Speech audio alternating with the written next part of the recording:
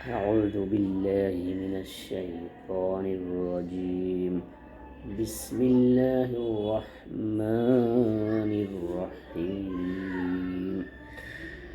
إن الذين قالوا ربنا الله ثم استقاموا تتنزل عليهم الملائكة ألا تخافوا ولا تحزنوا وابشروا بالجنة التي كنتم توعدون نحن أولياؤكم في الحياة الدنيا وفي الآخرة ولكم فيها ما تشتهي أنفسكم ولكم فيها ما تدعون نزلا من غفور رحيم. ومن أحسن قولا ممن دعا إلى الله وعمل صالحا وقال إنني من المسلمين. সূরা হামিম সাজদা আয়াত 30-33। এরশাদ হচ্ছে, যেসব লোক বলে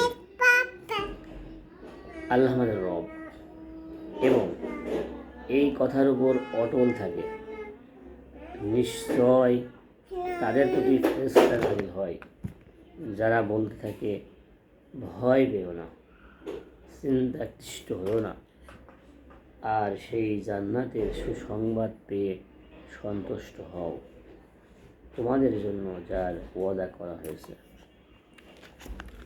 আমরা এই দুনিয়ার জীবনে তোমাদের সঙ্গী সাথী আখিরাতেও, সেখানে তোমরা যা আকাঙ্ক্ষা করবে তা তোমাদের হবে, সেখানে তোমরা যা চাইবে তাই পাবে।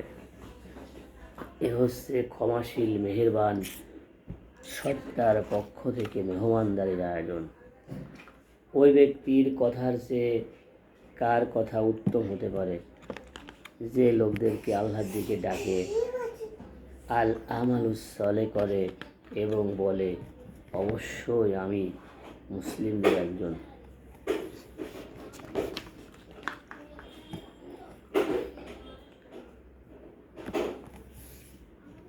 এক নম্বর আয়াতের ব্যাখ্যা আল্লাহ তাআলা বলেন, কলু রব্বুনাল্লাহ, তারা বলে আল্লাহ আমাদের রব।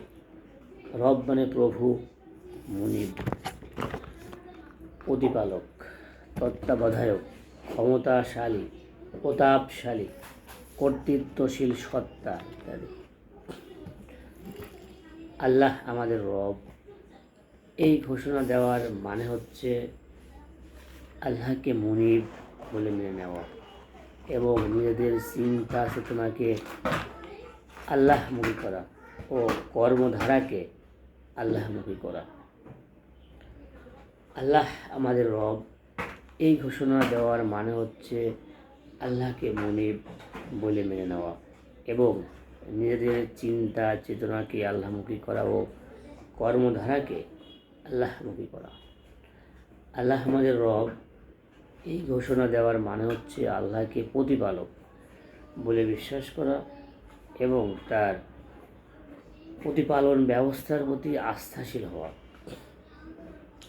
আল্লাহ আমাদের রব, এই ঘোষণা দেওয়ার মানে হচ্ছে আল্লাহকে তত্ত্বাবধায়ক বলে মানা এবং তার তত্ত্বাবধান ব্যবস্থার অধীনে আসি বলে বিশ্বাস রাখা। আল্লাহ আমাদের রব, এই ঘোষণা দেওয়ার মানে হচ্ছে একমাত্র আল্লাহকে ক্ষমতাশালী, প্রতাপশালী, কর্তৃত্বশীল সত্তারূপে গ্রহণ করে তার প্রতি আত্মসমর্পী হওয়া।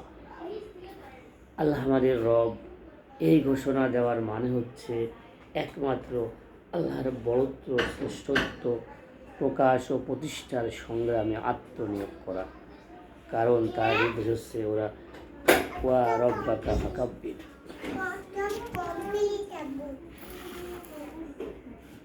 সুম্মাস্তাকামু, অতঃপর ইস্তিকামাত করে, দৃঢ়তা, অটলতা, অবিচলতা অবলম্বন করে।